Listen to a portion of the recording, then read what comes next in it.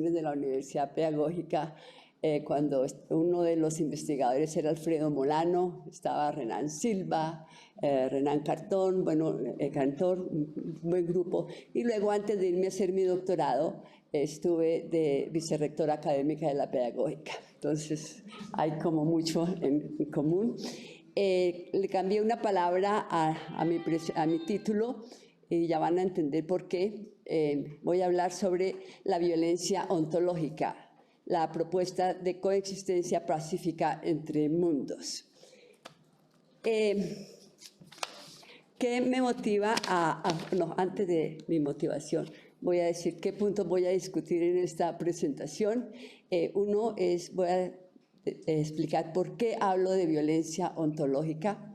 Luego quiero poner en la mesa el concepto de dominación y resistencia, y voy a dar 3 saltos bien grandes en la historia de la relación con la violencia ontológica. Uno es, como decía Hilda, es no irse hacia mirar el presente, sino mirar el pasado. No, yo me voy al inicio de la colonia para entender la violencia ontológica.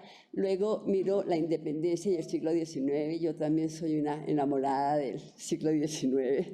Y me salto, lógico, un punto importante en Colombia de la Constitución del 91, no voy a hablar de eso, pero bueno, eso ya es muy conocido acá. Y me voy a terminar sobre las negociaciones de paz, cómo esta violencia ontológica une, digamos, estos 3 sucesos históricos. Cuando yo hablo de violencia ontológica, fundamentalmente me estoy refiriendo a una violencia que emerge o que está relacionado con las relaciones entre mundos y con la manera de hacer el mundo, y fundamentalmente yo sostengo que hay ciertas maneras de hacer mundos que es un factor explicativo importante en la violencia.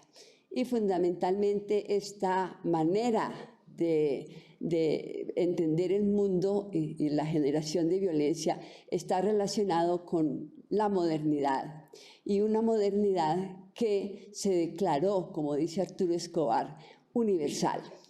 Y declarándose universal, entonces declara y la única posible, declara otros mundos que son imposibles. Y para mí, esta declaración de imposibilidad es uno de los factores que han generado históricamente la violencia.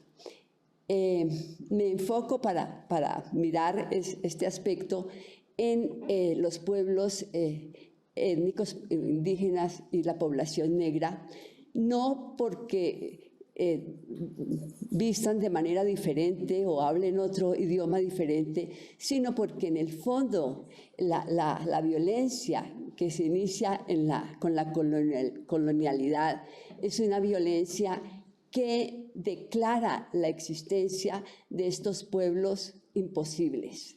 Desde el primer momento de la conquista se miraron a estas poblaciones como que eran incapaces de sobrevivir y de tener una relación con ellas. Y esto explica en el fondo, como lo cuantifica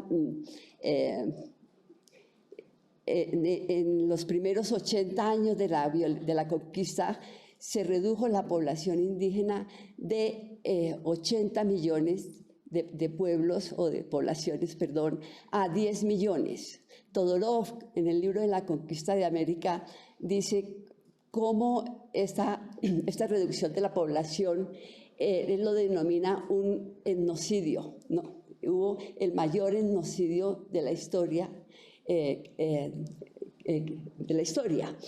y desafortunadamente él se concentra después en la parte cultural, por qué esto sucedió, no tanto en las relaciones, porque para él el futuro de estos pueblos era ser conquistados y ser asimilados dentro de la población. También en este momento se ingresan a América 11.500.000 personas esclavizadas, ¿no? ¿Qué es lo preocupante, digamos, qué es lo preocupante de este momento? Y es... ¿Hay un problema? Sí, la distancia un poquitico. Pues. Tengo que ponerme más aquí. ¿Lo acerco? Sí. Bueno. Es que mientras lo corrieron. Ok.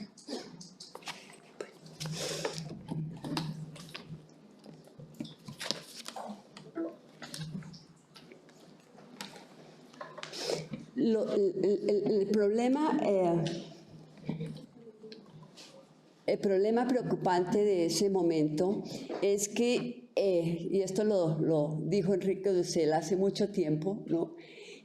Como más que un descubrimiento, lo que sucedió en la relación entre Europa y los pueblos de América fue un encubrimiento porque la violencia se le dio legitimidad, digamos, a Europa de conquistar a estos pueblos y de asimilarlos a la civilización y en el fondo los pueblos no podían, digamos, rebelarse o hacer, en el momento en que se rebelaran, esto le da una legitimidad a Europa de declararle la guerra a estas poblaciones.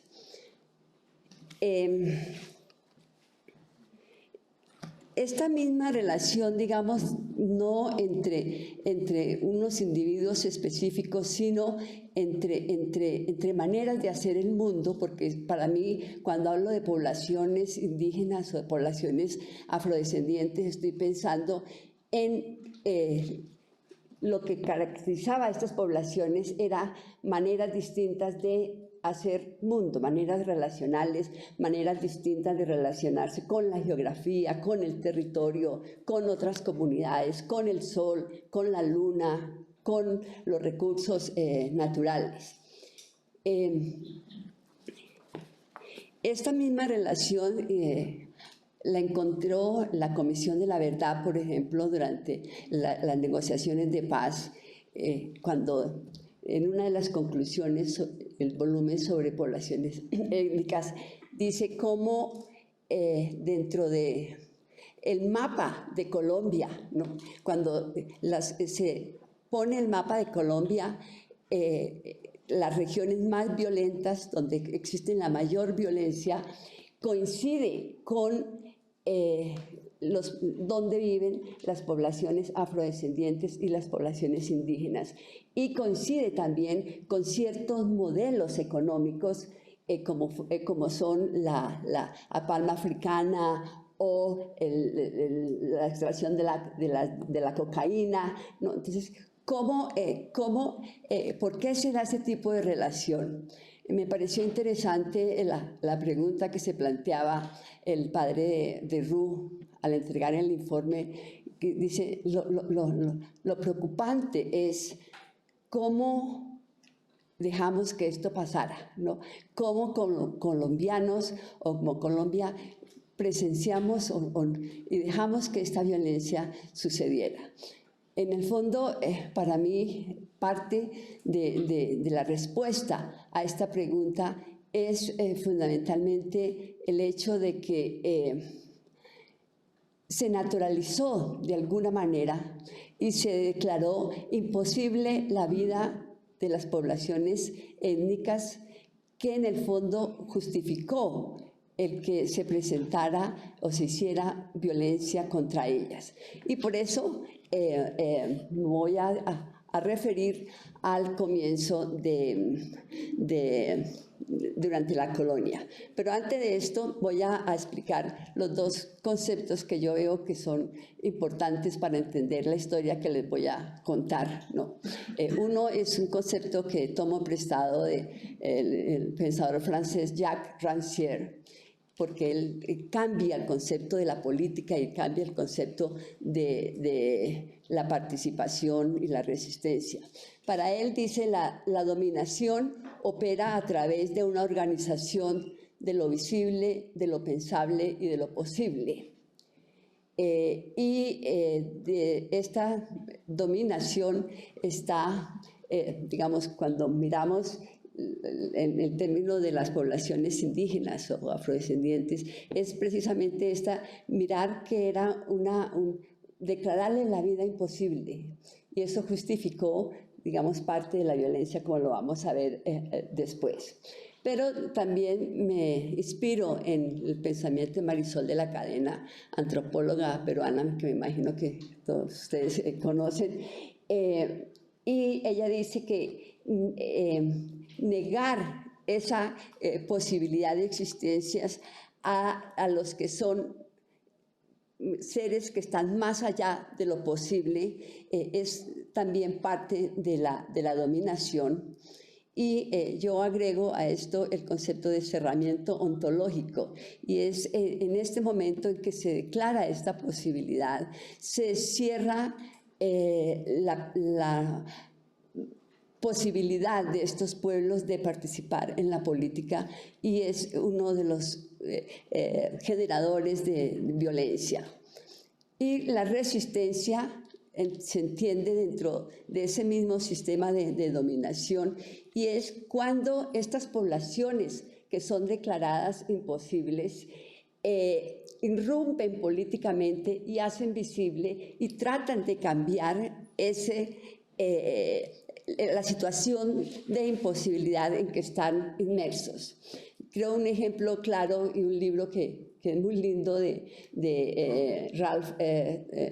Michel Ralph Trudeau sobre las revoluciones de Haití. Él dice cómo en la revolución de Haití los pensadores franceses y los pensadores americanos jamás consideraron que era pensable que las poblaciones esclavizadas hicieran una revolución. Entonces, dentro de este sentido, la resistencia es parte de decir, aquí estamos y esta es nuestra propuesta de cambio, que en el fondo es la posibilidad de existir. Y desde mi punto de vista, en ese momento donde estas poblaciones hacen visible esta imposibilidad, es que se abren espacios para la política y para la coexistencia.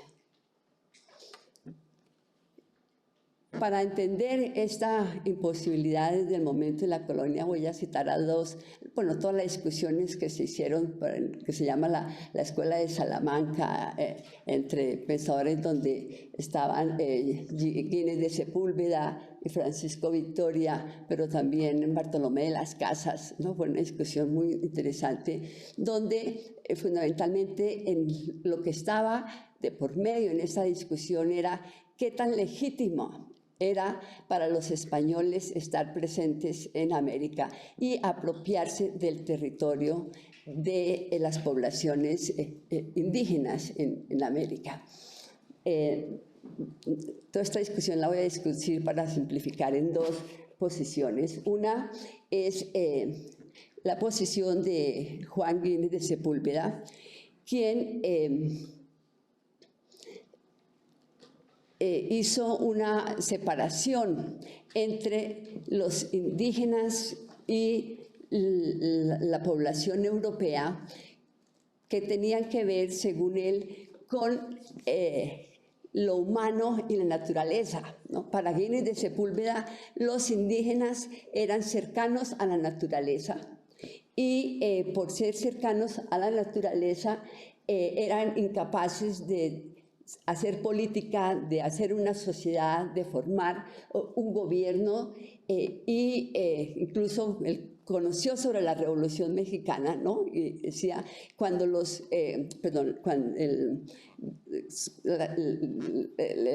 Ciudad de México, los aztecas, la Ciudad de México, y él decía, pero eso no es civilización, ¿no? Esa mismo lo podían hacer las abejas, ¿no? Es decir, era toda esta concepción de ser imposibles como humanos. Y esa imposibilidad venía de la naturaleza, y por eso su recomendación fundamental fue deben destruirse. Se defendía la guerra a los indígenas con base en su cercanía.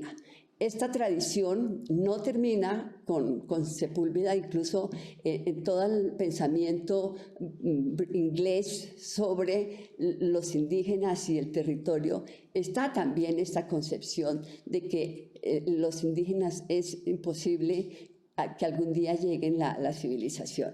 Es el caso de John Locke, por ejemplo, que dice que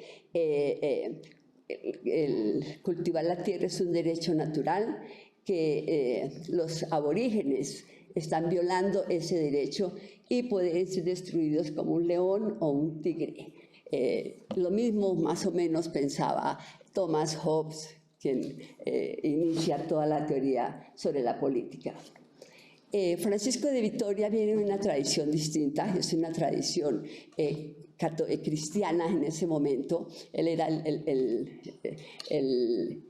presidente o el director de la Escuela de Salamanca, y él dice, no, todos somos humanos, ¿no? Todos somos personas que tenemos el mismo derecho, indígenas tienen el mismo derecho, por eso los españoles no se pueden adueñar de las tierras de los indígenas, como lo decía Sepúlveda, pero él dice, a pesar de que son humanos como nosotros, también ellos son casi bestias y animales salvajes, pero esto no es por su naturaleza, ¿no? Porque todos somos parte de Dios, un pensamiento también muy católico.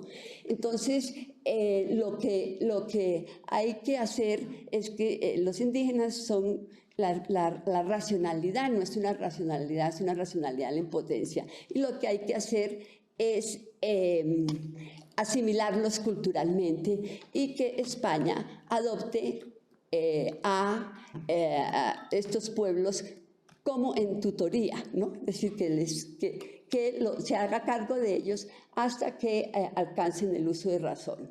Él es más, no tan agresivo como Sepúlveda, pero sí en algún momento considera que se puede hacer la guerra a estas poblaciones. Aquí voy a dar un salto, como dije, un gran salto, y me voy a situar en el momento de la independencia para ilustrar la importancia de esta declaración de posibilidad o imposibilidad. Aquí tenemos un cuadro famoso que está en la Quinta de Bolívar, un punto que quiero hacer cuando hablo de apertura ontológica y cerramiento ontológico, es que la historia de Colombia no es una historia de violencia, no es una historia donde la violencia es intrínseca en la población o que se manifieste más que en otras partes. Yo creo que en la historia de Colombia hay momentos de mucha apertura, de diálogo, de propuestas, de pacificación o de vivir en paz, de coexistencia, y hay momentos donde se cierran estas posibilidades y es cuando se genera la violencia. Y desde ese punto de vista, y mirando la historia de las contribuciones de los historiadores, el periodo de la independencia fue un periodo de apertura ontológica, fue un periodo donde se pensó en la convivencia, se pensó en la igualdad, se pensó en la posibilidad de coexistir. Y si se miran las distintas constituciones, que fueron muchas, cada provincia tenía su propia constitución, son constituciones muy progresistas, incluso son más progresistas que en muchas partes de América Latina, y lógico que Estados Unidos o Canadá en ese sentido. Por ejemplo, la Constitución de Cundinamarca le da todos los derechos de los ciudadanos a los indígenas. La Constitución de Cartagena también es una constitución donde criollos, poblaciones indígenas y las poblaciones negras tienen exactamente los mismos derechos en las constituciones que los otros. Las mujeres, hay una gran, como lo ilustra Margarita Garrido en sus escritos, las mujeres participan en las revueltas, las mujeres que hacen chicha, los sitios de chicha eran un lugar de encuentro. Y en ese momento hay una gran proliferación de peticiones reclamando el derecho a elegir, reclamando el derecho a las tierras, es decir, es un momento de gran coexistencia y apertura. ¿Qué pasó? Aquí me voy a situar en el periodo de los partidos políticos en 1848. Sobre eso yo escribí mi libro sobre la violencia de la civilización, ¿no? Fundamentalmente, mirando esta violencia de las percepciones, digamos, o organización de las percepciones, es un momento donde liberales y conservadores se unen en que hay que traer la civilización, ¿no? En que Colombia, el gran problema de Colombia es la diversidad y hay que unificar a través de la civilización. La diferencia es que los conservadores pensaban civilizarse la civilización a través más de la religión, mientras que los liberales eran más librecambistas y seguidores de Bentham y las exportaciones, pero eran un modelo civilizador. Aquí tenemos, cito una frase de Miguel Antonio Caro, y lo que quiero resaltar en esta frase es que se invisibiliza la contribución de los indígenas a la historia de Colombia, a la civilización, ¿no? Él dice, la independencia viene de los españoles, ¿no? Y va a continuar y es. Entonces se borra, digamos, de un plumazo casi toda esta contribución de los indígenas y lo que había pasado al momento de la independencia. La geografía, que es un aspecto muy importante, porque en ese momento, recuerden, en Colombia hay toda una cantidad de enfrentamientos entre las regiones, ¿no? Entre Bogotá y Cauca y Antioquia y Cartagena. Por ejemplo, para José María Samper, la civilización le da un sentido geográfico a la civilización, ¿no? Él dice, en Colombia la civilización está distribuida geográficamente, entonces en los valles y en las zonas del Pacífico está la población negra, los esclavos y nosotros aquí en el altiplano cundiboyacense somos los civilizadores y la misión es civilizar al resto del país. Se trae una misión, ustedes conocen la comisión coreográfica, ahí es una de las láminas de la comisión coreográfica y me parece muy diciente porque los miembros de la comisión coreográfica se perciben y aprenden del libro ignorando la naturaleza, el paisaje, quién los está cargando hacia el estudio que están realizando. Lo mismo, Miguel Samper es muy escéptico de que en el caso de la población afrodescendiente, él dice, ellos no pueden pasar de esclavos a hacer algo distinto, ¿no? Tomo el caso, digamos, de las comunidades negras del Pacífico, que me parece muy interesante y allí me inspiró mucho en todos los trabajos que se han hecho aquí sobre el área del Pacífico. Uno que me impactó mucho es lo que escribe Óscar Almario, ¿no? Sobre este periodo. Y contrario a las conclusiones de Kodasik en la Comisión Coreográfica. Él dice, no hay ninguna esperanza en el Pacífico con las poblaciones afrodescendientes. Ellos no saben cultivar, viven de la nada. El Pacífico es una región inhóspita, ¿no? Dicen, es una región inhóspita y la raza blanca no puede ir allá, pero los negros tampoco la van a mejorar. Entonces dejémoslos ahí, ¿no? Dejémoslos ahí y nosotros hagamos aquí otras cosas, pero la historia del Valle del Cauca es un poco distinta, pero no tengo tiempo para entonces, pero de nuevo, es imposible la vida de estas poblaciones. Pero lo que me parece interesante, y yo creo que es un punto que quiero resaltar, es que esa invisibilidad que se le decreta a las poblaciones indígenas, a las poblaciones negras, ¿no? Fue aprovechada, digamos, en el caso de las poblaciones negras del Pacífico, para construir sus propios mundos, sus propias ontologías o su propia manera de hacer el mundo. Y lo que desde mi punto de vista es importante es que estas maneras de hacer el mundo surgen, porque en el caso de las poblaciones indígenas, digamos, hay un concepto de ancestralidad, digamos, ¿no? Ellos eran sus tierras, ¿no? En el caso de la liberación de las poblaciones negras, uno es automanumisión, ellos compran su libertad. El momento en que la libertad se declara, 95% ya son libres, ¿no? Dos,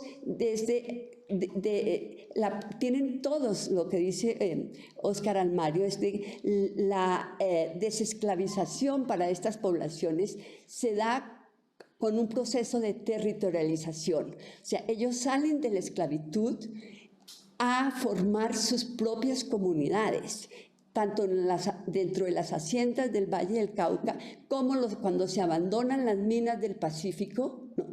Ellos crean proyectos territoriales propios y distintos, digamos, de lo que se pretendía los hacendados hacer con ellos. Ellos se rebelan, digamos, la famosa guerra del Surriago, ¿no? Porque se rebelan a volver a hacer mano de obra barata o a continuar con el problema de terrajería, ¿no? Entonces, hay todos unos proyectos de vida de estas poblaciones.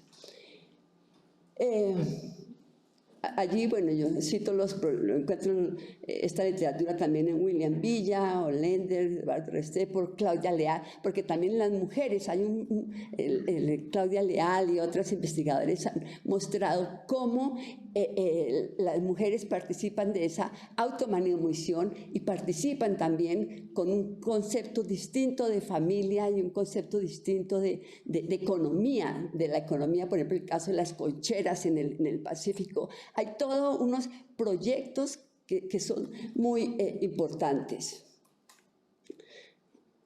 Yo creo que lo podría juntar, pero eso más tarde, con lo que te decía sobre por qué termina Colombia termina con el proceso de la regeneración, que el proceso de la regeneración cierra estas posibilidades, ¿no? El concepto de ciudadanía, por ejemplo, que fue tan amplia en 1810, se cierra, se prohíben en las sociedades democráticas, se prohíben las sociedades de las poblaciones negras, se prohíbe. Con los indígenas son un poco mejor, pero también, ¿no? se declaran menores de edad, ¿no? Hay todo un proyecto autoritario y se crea el terrible instrumento que es el artículo 121 de la Constitución, de la nueva Constitución, que es fundamentalmente el estado de sitio con el cual Colombia gobernó gran parte del siglo XX. ya para terminar, porque debo estar muy cerquita, ¿qué sucedió en el... Un minuto, bueno, ¿qué sucedió en el siglo XX, perdón, XXI? Y es que la política prácticamente desaparece del escenario político, digámoslo así, ¿no?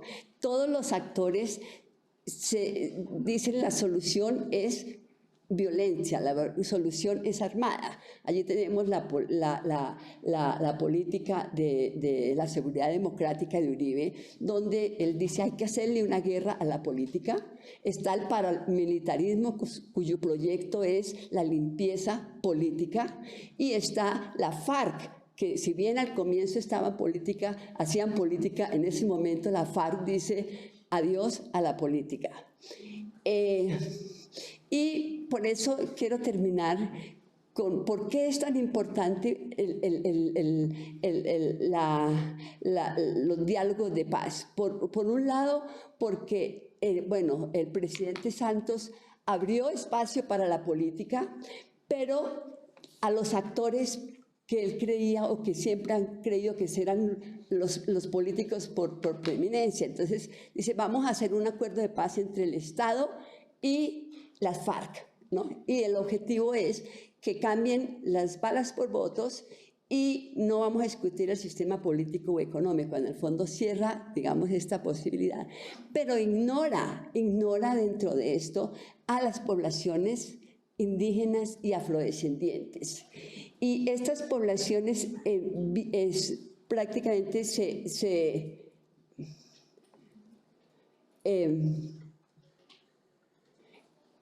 se rebelan contra esto y empiezan a hacer toda una movilización a través de cartas, de movimientos, se juntan con las poblaciones campesinas. Bueno, ustedes conocen esa historia muy bien, ¿no? Pero me parece muy importante, digamos, la carta que se fue escrita como a los 2 meses de Santos haber hablado iniciado los diálogos de paz. Y dicen una carta de ONIC, del CRIC y de otras organizaciones, dicen, quienes están en la mesa de La Habana no nos representan.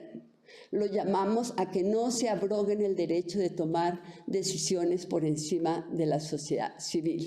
Y entran en todo un proceso de mostrar, por 4 años estuvieron elaborando su propuesta de paz, mostrando cómo la paz desde el pueblo y con los pueblos étnicos, y hay toda una serie de alianzas, digamos, que me parece muy, muy importante del proceso de paz entre las organizaciones indígenas y las organizaciones afrodescendientes a través de la creación de la Comisión Interétnica de la Paz.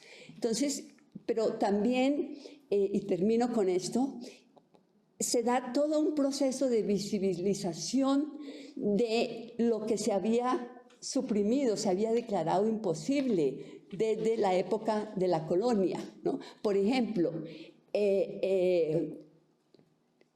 se lucha para que haya un concepto de territorio, ¿no? De territorialidad, que es distinto de la territorialidad de los campesinos. Hay también una diferencia en términos de las relaciones entre los humanos, digamos así, con la naturaleza. Se ha estudiado en términos por ejemplo, las víctimas y la declaración de víctimas, por ejemplo, que el territorio es una víctima, o que el río Atrato, que se declaró también una víctima. O sea, se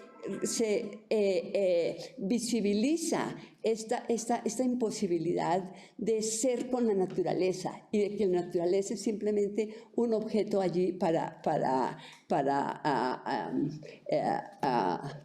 destruirla. Y lo mismo, en las mujeres también hay toda una movilización para mostrar la relación o lo que es el cuidado de la vida, lo que es el cuidado del territorio. Hay un trabajo muy lindo también de Astrid Ulloa sobre digamos, en Santa Marta, en el Magdalena, sobre una noción de hablar del cuerpo-territorio, ¿no? Es decir, no se puede separar estos dos conceptos, sino hace parte, digamos, de las concepciones que se pueden entrar y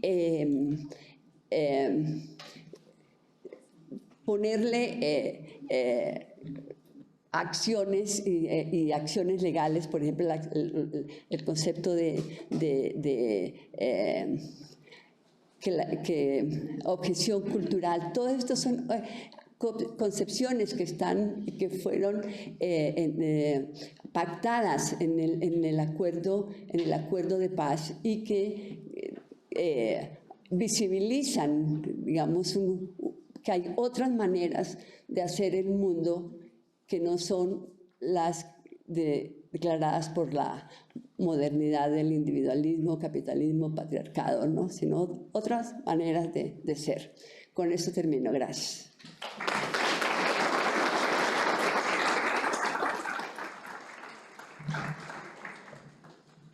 Muchas gracias, profesora Cristina. A continuación, las preguntas o intervenciones del público.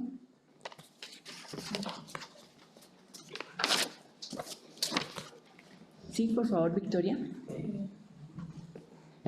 Buenas tardes. Qué pena, profesora, tengo una pregunta. O sea, ¿cuáles son las razones o qué es lo que motiva que dentro del imaginario exista como estas aperturas y cerramientos ontológicos de esta movilidad de pensamientos de que pueden existir mundos y no pueden existir los mismos mundos? ¿Y desde qué punto, de alguna manera, la sociedad ha aceptado estos otros mundos? O sea, muchas veces cuando uno se va a los colegios o habla con las personas, los indígenas, los grupos afrodescendientes, los RUM o diferentes tipos de grupos no se ven como nosotros.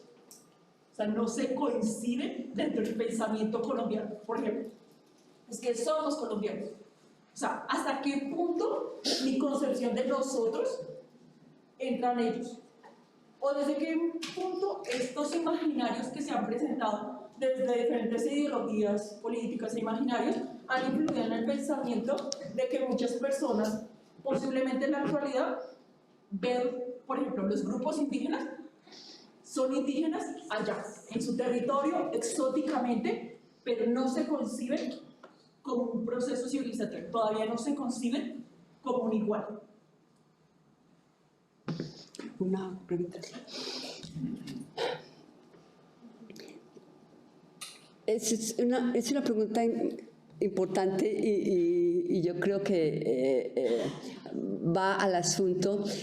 Yo diría que yo no veo el problema como nosotros, ellos, ¿no? Es decir, no hay un problema porque ese es uno de los problemas, digamos, que ha contribuido a esta violencia, es pensar que hay un nosotros que es culturalmente superior, que va a traer, a asimilar, digamos, a estas poblaciones, y asimilarlas es una manera de ejercer violencia, digamos, porque la asimilación, es decir, no puede haber otras formas, otras alternativas posibles, no hay todos tenemos que pensar en el individualismo y ser empleados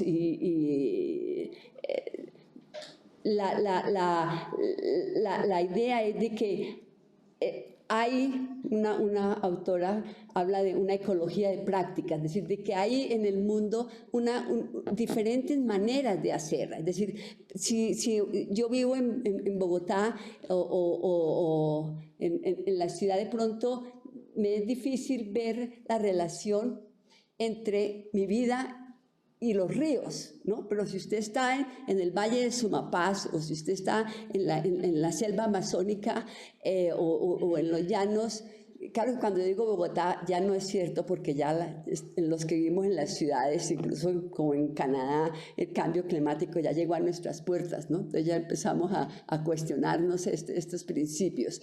Entonces yo no creo que sea problema espacial, de que si en este espacio está lo indígena y acá no. No, yo creo que son maneras de resolver conflictos y de resolver problemas donde pueda coexistir, digamos, estas poblaciones. Lo que está en el centro del acuerdo de paz, por ejemplo, es que si se va a hacer una hidroeléctrica, ¿no? O si se va a hacer esto, se consulte, se hable y se limiten las diferencias, ¿no? Y que se respete que si un territorio es sagrado, un territorio es sagrado, ¿no? No sé si eso contesta, no es tanto una cosa de cultura, sino es una cosa de que hay distintas maneras de hacer, ¿no? Hay distintas maneras de pensar y que la naturaleza no es simplemente un objeto que está ahí, que es universal, que todos lo vamos a usar, ¿no? Sino que también, como se dice o se piensa en la naturaleza también, somos parte de la naturaleza, o el concepto de cuerpo-territorio que mencionaba, ¿no? Nuestro cuerpo no es aislado de la naturaleza, somos parte de esa naturaleza.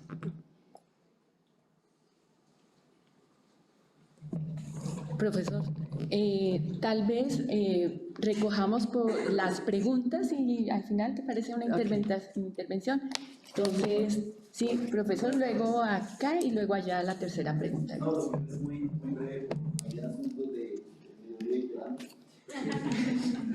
digamos que agradecerle primero que todo pues, la conferencia, pero no sé, aún no encuentro y me gustaría que me aclarara eso, el concepto precisamente esa relación entre violencia y la ontología, porque aún no me queda claro, digamos, cómo establecer ese canal, si estoy pensando más bien la ontología, el asunto de pensar el ser de la ontología, y lo estoy pensando de esta manera y quizás me equivoque, el ser de la violencia en su proceso o en su venir histórico, si sería por esa vía.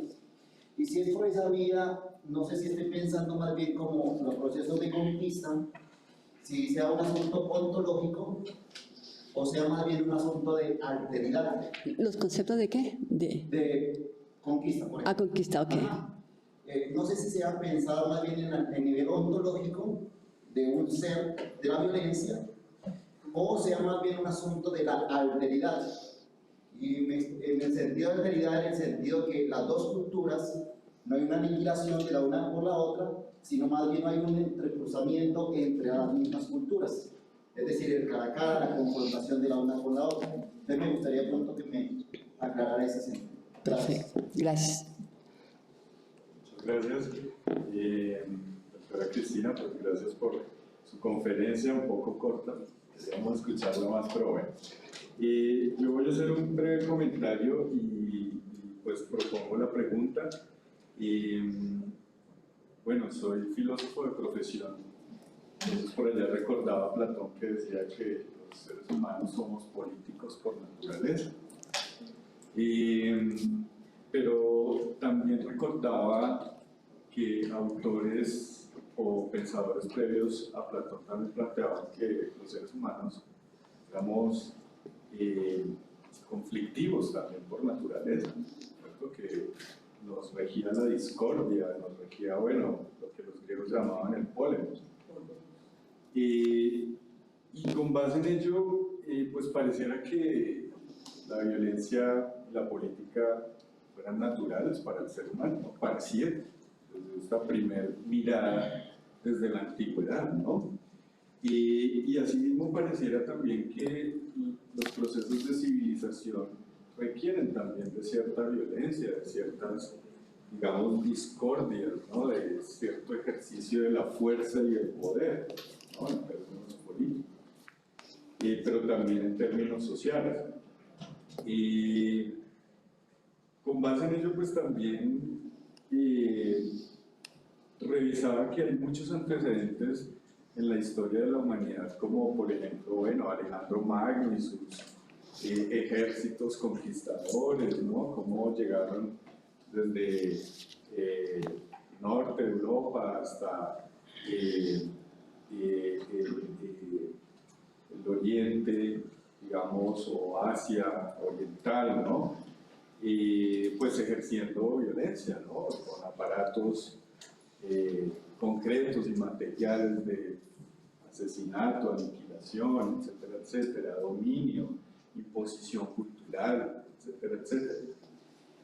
Y ello me lleva pues también a reflexionar si esas ideas de la discordia, del conflicto, de la violencia son sinónimas o similares, o en qué se distinguen, ¿no?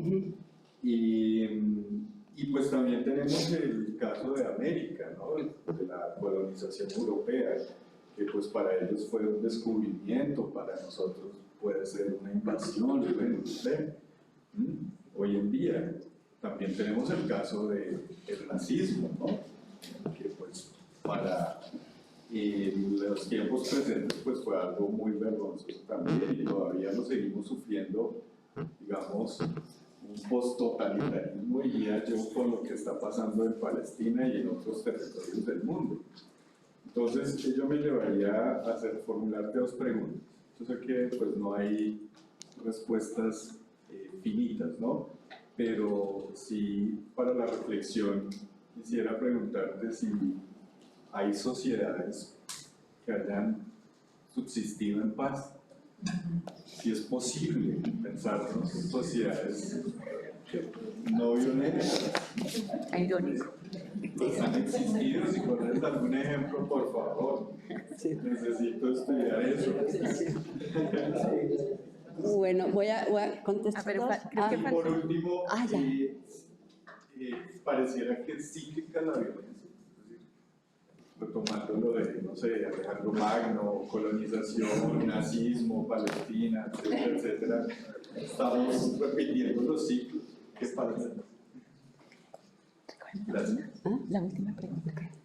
Gracias. La última pregunta, sí. Mi pregunta es si para usted es posible en Colombia, después de tantos signos de violencia con la exclusión cultural, construir una coexistencia pacífica y respetuosa entre las distintas poblaciones y maneras de hacer el mundo que quieren mantenerse de algún modo autónomas. Sí, ok. Difíciles preguntas, excelentes. Voy a empezar en el orden que las hicieron. Bueno, el significado de ontología y la relación con la violencia. Quiero ser más clara con eso, sí. Bueno, ontología, cuando yo pienso ontología, pienso la relaciono con la cultura, digamos, ¿no?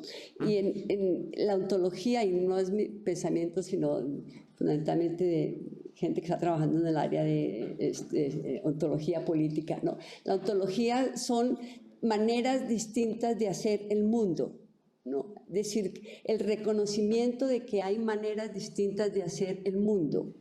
Estas distintas maneras, y voy a relacionarlo con su pregunta, y también estas distintas maneras de hacer el mundo no quiere decir que se quita el conflicto o que se quita la violencia. Todo lo contrario, cuando miramos a la ontología, ¿no? Se dan, y es importante entender los conflictos como no culturales, sino los conflictos como ontológicos. Cuando se entienden los conflictos como culturales, ¿no? Es cuando se dice, por ejemplo, cuando hay una lucha para preservar el páramo Sumapaz, digamos, ¿no? Entonces hay manifestaciones y tal, y el gobierno dice, esta gente necesita educación, ¿no? Tenemos que entender todo el mundo que lo más importante es la industrialización y construir un dique y construir es que son incultos, ¿no?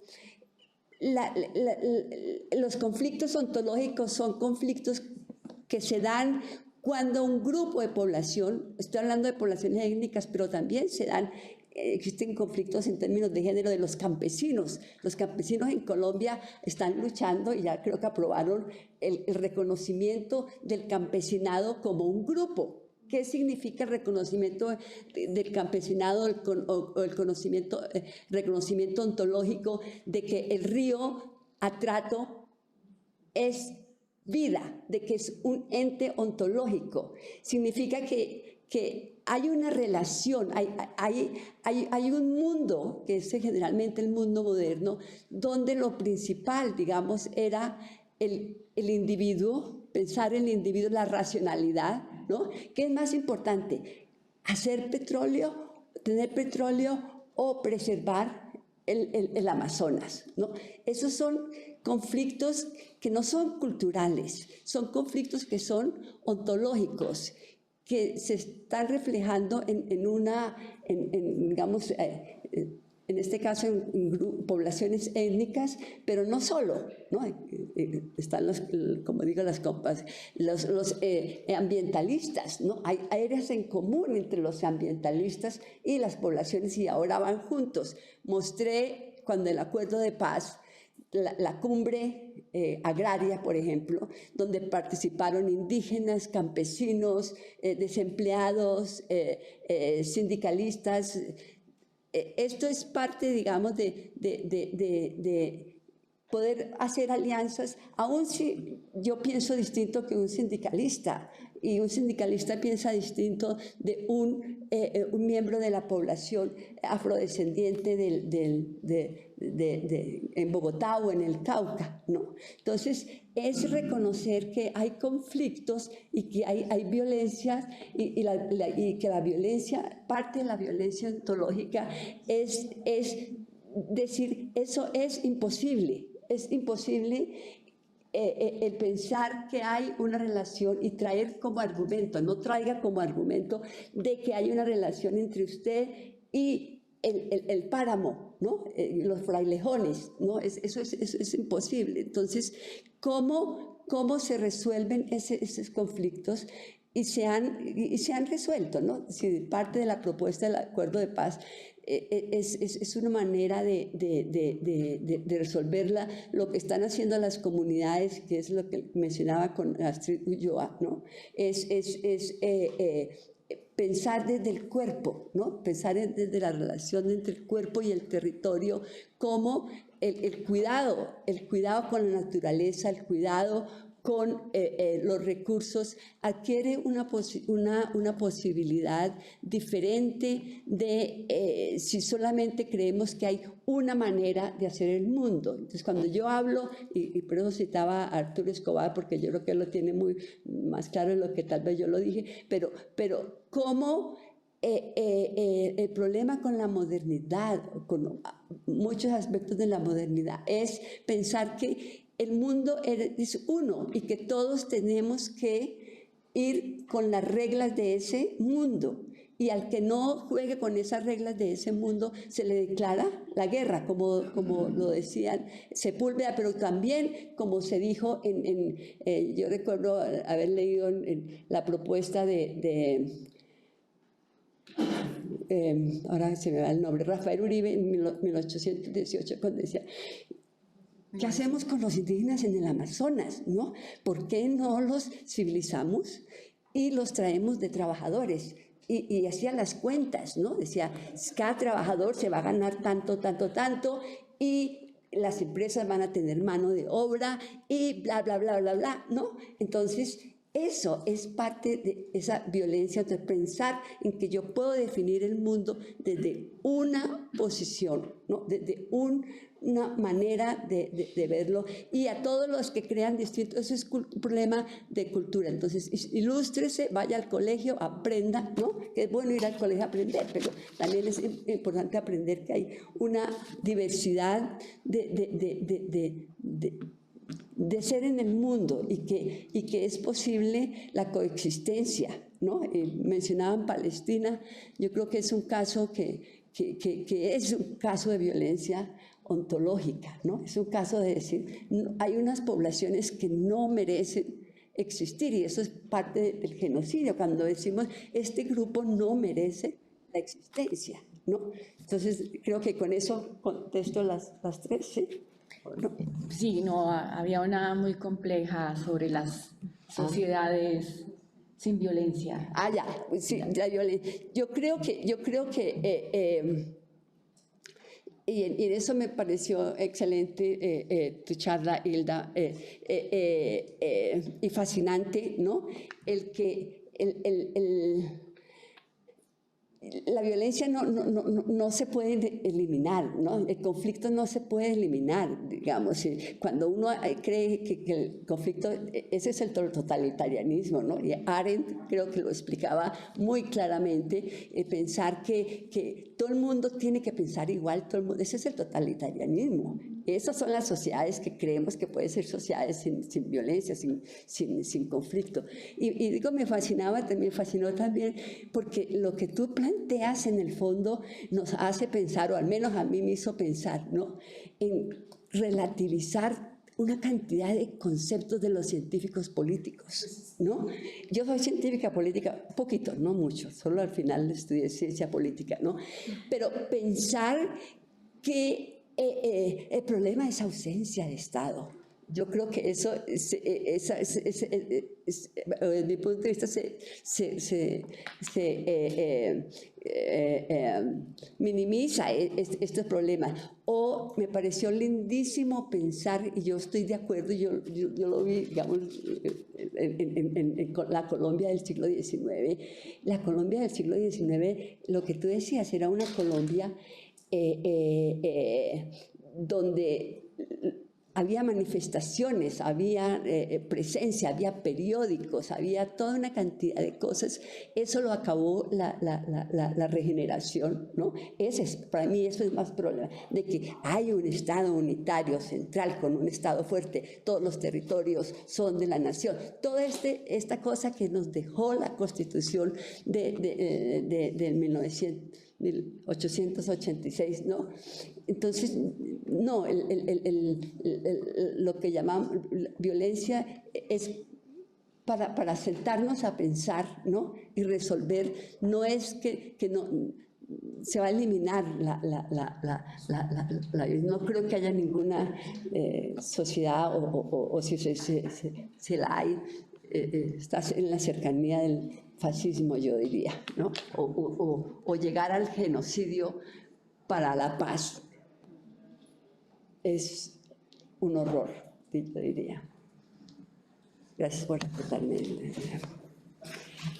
Profesora Cristina, muchas gracias por tan importantes reflexiones que siguen problematizando la temática que se ha abierto en este simposio. Y a todos ustedes, invitarlos a que continuemos a las 2:30 de la tarde para que demos continuidad a estas reflexiones. Muchas gracias a todos. Muchas gracias.